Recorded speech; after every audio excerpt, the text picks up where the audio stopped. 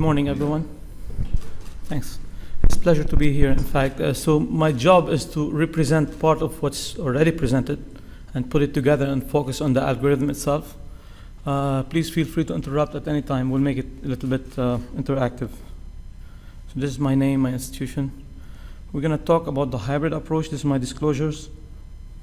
And then our objectives today is to learn the hybrid approach and to see how we can move back and forth between different steps. Just to show progress registry, it's already mentioned. We have 28 centers in US, and at the bottom you see the circle. This is our center. There's 28 centers that use the hybrid approach, and this is the expert centers. Just a little background, seeing that we have fellows in the room and we have maybe nurses and technicians and others. So any CTO can be approached by one of two approaches, by either integrate or retrograde. And as you saw this before, so you can either go in that CTO vessel or you can go from the other side and cross with collaterals. There's many techniques, there's many schools of thoughts, and there's many scores too. We've seen that, Japanese score. It tells you about the complexity of the CTO, and looking at that, expert felt that we need to put algorithm together to make the procedure faster and more efficient. And as you see here, one of the things is the length of the CTO. This is very important. We also have the progress score. It doesn't have the length in it, but it has the, as you see here, the circumflex by itself. It gives you a point. So circumflex CTO is usually more complex, and success rate with circumflex is less. Just some basics again. This is CTO here, as you see. It's the RCA CTO, and you have the LED on the other side. You can either go from the RCA or go from the other side. And key concepts. This is the vessel. There are 3 layers in every vessel. The adventitia, the red one, and the intimal plaque, and in between there's the media. So the wire can either go in the middle or a subintimal space. And that's what we mean when we say subintimal. It's just it's between the intima and the adventitia. And in fact, it's a safe place to be in. The hybrid approach, there's 13 high volume centers, operators from these centers met together, and they came with this hybrid algorithm. We're gonna go over it again and again. You already seen that. We're just gonna go more in depth. So the first step of the hybrid, number 1, is dual injection.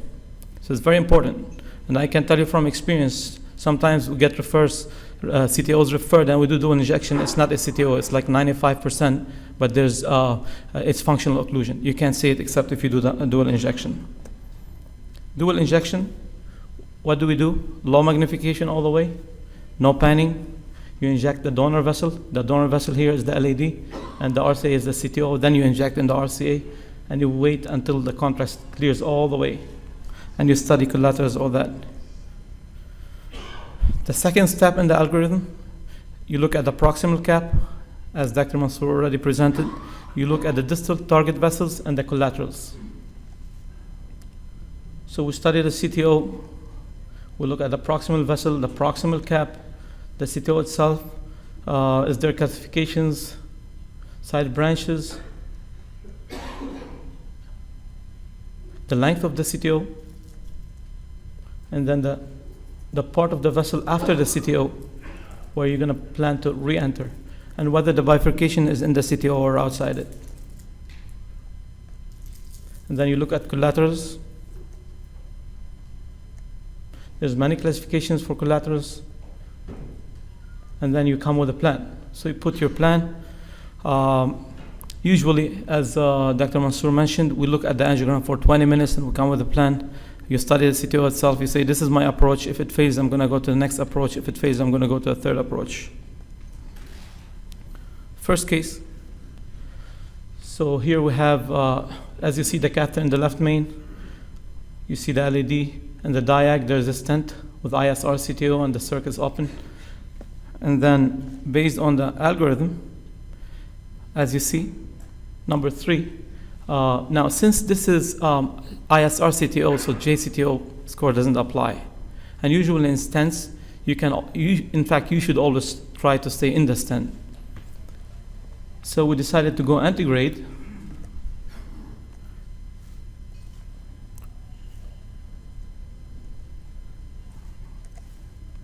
Okay, there's microcatheter here, and there's a wire. We crossed through the stent, confirmed location of the wire at the end, and then it becomes regular stenting. We did V-stenting, distal to the stent, and this is the final result. So this is the first case wire escalation based on the algorithm.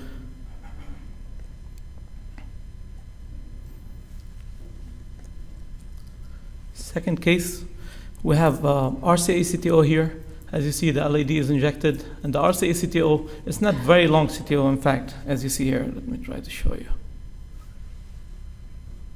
And the proximal cap is not ambiguous. So based on the algorithm, our plan was to go antigrade and start with wires, and that's what we did. Antigrade, start with wiring, and then the wire turned out to be not in the lumen. You take injection from the other side, and you confirm it to orthogonal views. You see the wire next to a vessel, it means you're in the architecture of the vessel. So you take advantage of that, and you replace the catheter with a Stingray balloon. And just to show you, for people who don't know what Stingray, this is a flat balloon that hugs the vessel from inside, and it has multiple ports where the wire can go, distal end, side port on each side. And that's how it works usually. It's just a small video to show you. You stick, it goes out, you see it on angiogram outside, you pull back, you redirect, and you go inside. You turn it, and then go, and here you go in the lumen, and then you exchange for balloons.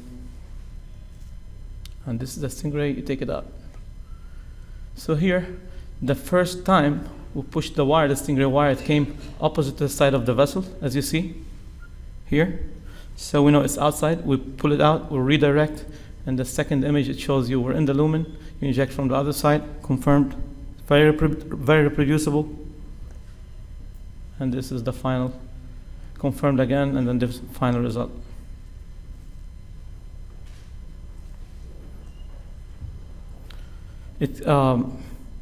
Again, this technique can be used in any coronary, not only in RCA. This is a circ. And we know that the circ is usually more complex. It's small, three-dimensional. You can push a wire in one direction and it go completely opposite to where you want it to be in the other view. So usually in circ, I tend to dissect right away because I don't want to take chances. On the second image on the right, you see a branch. We put a balloon in the branch, inflate the balloon. This is called open sesame technique, to close the branch, to divert the wire away from the branch. And then we push the knuckle. Knuckle means a wire that you loop the tip and you push it. It's a very safe technique. You start dissecting from the get-go. And then we push the knuckle in exchange for Stingray. I just showed you the Stingray video, and then re-entered, and this is the final result. Now, on the right side of the figure, if you do have ambiguous cap and you have good interventional collaterals, you're left with retrograde. So just to show some cases. This is RCA CTOs. This is one of the first retrogrades I did some time ago. In fact, I didn't have a style when I did it. I was still learning the CTO techniques. So as you see here, we didn't do dual injection. I want to bring your attention to the branch at the distal cap of the CTO. This will complicate any antigrade technique. So even though, let me show you this in fact. Even though the proximal cap is not ambiguous and you can start, there's a branch here, but there's a kind of a beak. You can take the beak, but still there's a branch at the distal head. So what we did here, we went retrograde. So epicardial collateral, microcatheter, and a wire. Went all the way with the knuckle. This is the knuckle, the looped wire. You just push it. It's very safe. And then went from RCA with the wire here and the balloon. And then wires are dancing, both in subintimal, reverse card. And then, as you see here, I told you this is when I started doing CTOs. I didn't know what to do when I got here, in fact. So I finished the case with no guide in the RCA. And then we took a picture at the end. It's kind of a little bit dangerous. The other thing I did, I wasn't supposed to take pictures because you can propagate the dissection, which I did. I was lucky enough, the result was great. Again, this is just to show you, this is kind of, I just put this case here.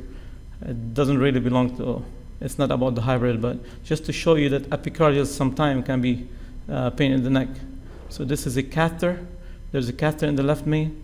There's a microcatheter and the wire in the epicardial. And it takes long time. See, you have to pull the wire back and put microcatheter, exchange angles, exchange wires. And in fact, it took us 20 minutes to cross the epicardial. It stretches, it causes chest pain. You have to sedate well, and you exchange a lot of wires. And this is real-time crossing the epicardial. We tried, it goes out, pull back, redirect, pull back again. And then it goes all the way to the RCA, RPDA. And it becomes regular here. This is reverse cart here.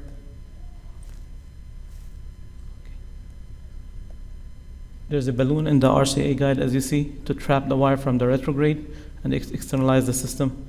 Use long wires, and then it becomes regular ballooning after that. And this is the final. As you see, there's 2 perforations here. Your eyes get used to those perforations when you do CTOs, basically.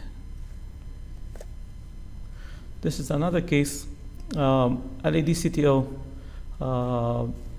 The circ is okay. There's epicardial collateral. Let me try to show you here. From the circ to LED. So based on the hybrid approach, the proximal cap is very ambiguous. We don't feel comfortable pushing wires. We felt we want to go retrograde. Now the RCA, there's not really good collaterals from RCA, and we had a problem with the EF. It wasn't great. And there was a moderate lesion in the circ, so we felt we'll put impella in. So this is the impella here going in to support the heart meanwhile we're working. And then we have the catheter. In fact, interesting, I didn't put it here, but this case, we did FFR to the circ before and during the, and as we put the catheters in, and the FFR turned to positive as we put catheters in the circ, So that's another reason why we decided to put impella in. And this is real-time crossing, retrograde.